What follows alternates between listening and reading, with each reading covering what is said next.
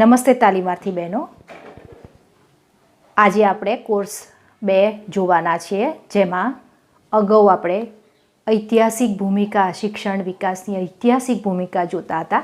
આજે આપણે જોવાના છે ભારતીય આધુનિક શિક્ષણ. છેક પ્રાચીન કાળથી આપણે જોતા આવ્યા કે ત્યાં સુધી મધ્યકાલ અને ત્યાર પછી અર્વાચીન શિક્ષણ વ્યવસ્થા, એમાં શું ફેરફારો થયા તે આપણે જોતા હતા. આધુનિક શિક્ષણ હવે આપણે જોવાના છે, એટલે કે ક્યારથી શરૂઆત થઈ. છેક 19મી સદીના અંતમાં ભારતીય શિક્ષણની પરિવર્તનની શરૂઆત થઈ ગઈ.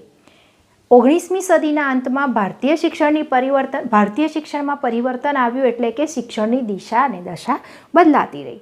1947માં સ્વાતંત્ર્ય પ્રાપ્તિ થઈ અને ત્યાર પછી સર્વપલ્લી રાધાકૃષ્ણનના અધ્યક્ષપણા હેઠળ યુનિવર્સિટી શિક્ષણ પંચ 1948 અને 49ની આસપાસ એની રચના કરવામાં આવી.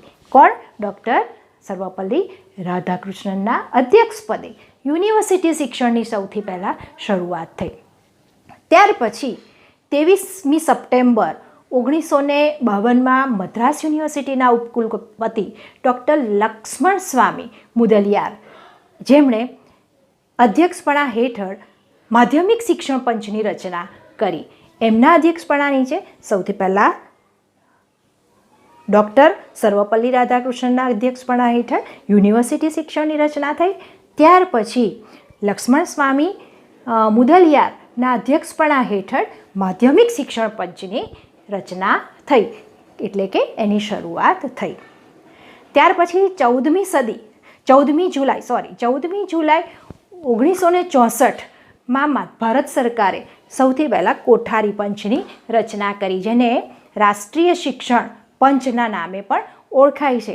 અત્યાર સુધી આપણે કોઠારી શિક્ષણ પંચ અથવા કોઠારી કમિશન, એની શિક્ષણ નીતિને અનુસરતા આવ્યા છે.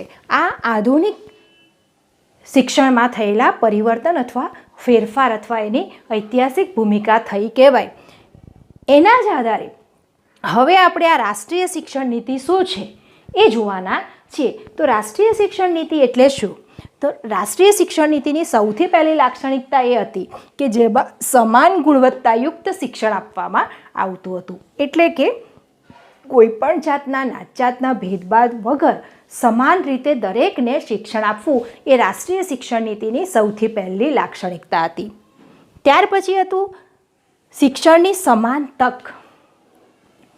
પહેલાં એવું હતું કે છોકરીઓ દીકરીઓને ભણાવવામાં આવતી ન હતી, માત્ર દીકરાઓ જ ભણવા જતા હતા. એ રાષ્ટ્રીય શિક્ષણ નીતિમાં એ વિચારનો બદલાવ આવ્યો, ક્રાંતિ આવી, પરિવર્તન આવ્યું અને સમાન તક, દરેકને શિક્ષણની સમાન તક પૂરી પાડવામાં આવી. રાષ્ટ્રીય શિક્ષણની તે બીજી લાક્ષણિકતા કહેવાય. ત્યાર પછી 10+2+3નું માળખું અસ્તિત્વમાં આવ્યું, એટલે કે 10+2+3નું માળખું એટલે શું? અગાઉ કદાચ તમને ખ્યાલ હશે, 10 એટલે ધોરણ 1થી 10. ત્યાર પછી +2 એટલે ધોરણ 11 અને 12. +3 એટલે 12મા ધોરણ પછી તમે સ્નાતક કક્ષાએ કોલેજ કરો છો અને ઉચ્ચ ડિગ્રી પ્રાપ્ત કરો છો. તે યુનિવર્સિટીનું શિક્ષણ પહેલું વર્ષ, બીજું વર્ષ અને ત્રીજું વર્ષ, ફર્સ્ટ યર, સેકન્ડ યર અને થર્ડ યર, એટલે તમારા ગ્રેજ્યુએશનના 3 વર્ષ. એટલે કયું માળખું શિક્ષણનું અસ્તિત્વમાં આવ્યું?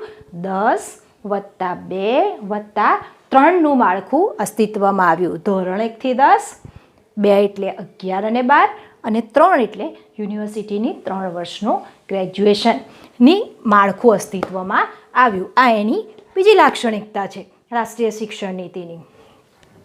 ત્યાર પછી આગળ જોઈએ રાષ્ટ્રીય અભ્યાસક્રમનું માળખું. દરેક જગ્યાએ અભ્યાસક્રમ પોતાને મન ફાવે તેવી રીતે નહીં, પણ એક માળખું પદ્ધતિસર કેન્દ્રમાંથી શરૂ થતું હોય એ રાષ્ટ્રીય સ્તરે એક સરખું અભ્યાસક્રમનું માળખું અસ્તિત્વમાં લાવ્યા. ત્યાર પછી અધ્યયનની નિમ્ન સ્તર નિશ્ચિતતા. ઓછામાં ઓછું બાળકને આટલું જ હોવું જોઈએ, અધ્યયન આટલા કક્ષા તો આવડવું જ જોઈએ, એ નિમ્ન સ્તરની લાક્ષણિકતા નિશ્ચિત કરવામાં આવી, ચોક્કસ કરવામાં આવી કે આટલું તો એને આવડવું જ જોઈએ. ત્યાર પછીની લાક્ષણિકતા ઉમેરાઈ વિભિન્ન સંસ્કૃતિ અને જીવન વિશેની સમજની કેળવણી. આપણા દેશમાં અનેક સંસ્કૃતિના લોકો રહે છે, અનેક ધર્મના લોકો રહે છે.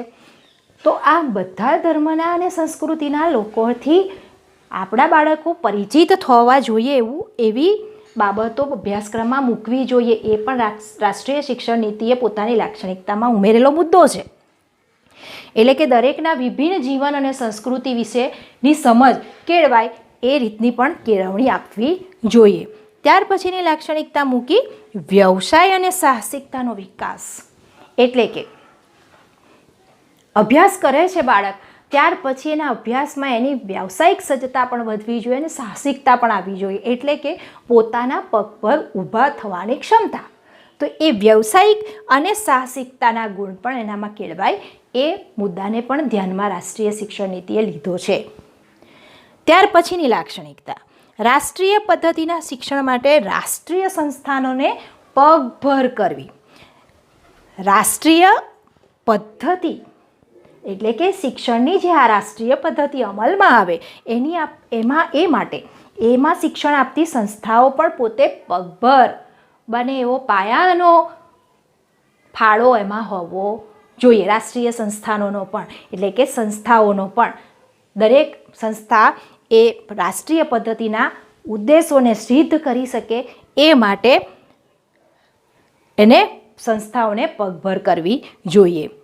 તો આ આખી શિક્ષણની લાક્ષણિકતાઓમાં રાષ્ટ્રીય શિક્ષણની સૌથી મહત્ત્વની ચાવીરૂપ 2 બાબતો જો ધ્યાનમાં રાખવી હોય તો એ પહેલી બાબત એ કે ધોરણ 6 થી 14 વર્ષના તમામ વિદ્યાર્થીઓનું સ્થાયીકરણ. આ સ્થાયીકરણ એટલે શું?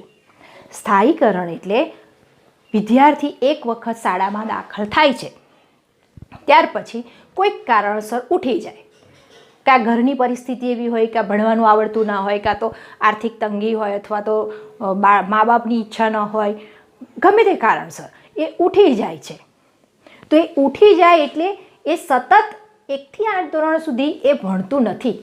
તો એનું સ્થાયીકરણ થવું જોઈએ. એટલે કે સતત એ 1 થી 8 ધોરણમાં વચ્ચે ડ્રોપ આઉટ થયા વિના ભણવો જોઈએ. તો સ્થાયીકરણ 6 થી 14 વર્ષના બાળકોનું હોવું જોઈએ. અને બીજી બાબત મૂકી શિક્ષણની ગુણવત્તા સુધારણા. જો શિક્ષણની ગુણવત્તા સુધારવામાં આવે તો આપોઆપ જ બાળકોને શાળાએ જવું ગમે છે. એટલે અને પોતાના જીવન ઉપયોગી શિક્ષણની પદ્ધતિમાં મુદ્દાઓ મૂકવામાં આવેલા હોય તો બાળક બહુ સહજતાથી એને શીખી શકે છે અને પોતાના જીવનમાં ઉતારી પણ શકે છે. એટલે રાષ્ટ્રીય પદ્ધતિના શિક્ષણ માટે રાષ્ટ્રીય શિક્ષણ નીતિમાં આ 2 ચાવીરૂપ મહત્ત્વની બાબતોનો સમાવેશ થયેલો છે. એ બાબત પણ તમારે યાદ રાખવાની. પરીક્ષાની દ્રષ્ટિએ જો વાત કરું તો રાષ્ટ્રીય શિક્ષણ નીતિની લાક્ષણિકતાઓ જણાવો એમ પણ પૂછાય, અને બીજી રીતે એમ પણ નાનો પ્રશ્ન પૂછી શકાય કે રાષ્ટ્રીય શિક્ષણ નીતિની ચાવીરૂપ 2 બાબતો કઈ. તો આ બંને રીતે આ પ્રશ્ન તૈયાર કરવાનો થાય. અને બીજો પ્રશ્ન આપણે જોયો ભારતીય આધુનિક શિક્ષણ. તો ભારતીય આધુનિક શિક્ષણ એક બાબત જોઈ આપણે, બીજી બાબત જોઈ રાષ્ટ્રીય શિક્ષણ નીતિની લાક્ષણિકતાઓ. આ બંને બાબતોને ધ્યાનમાં રાખવાની છે અને તમારા નોટમાં લખવાની પણ રહેશે.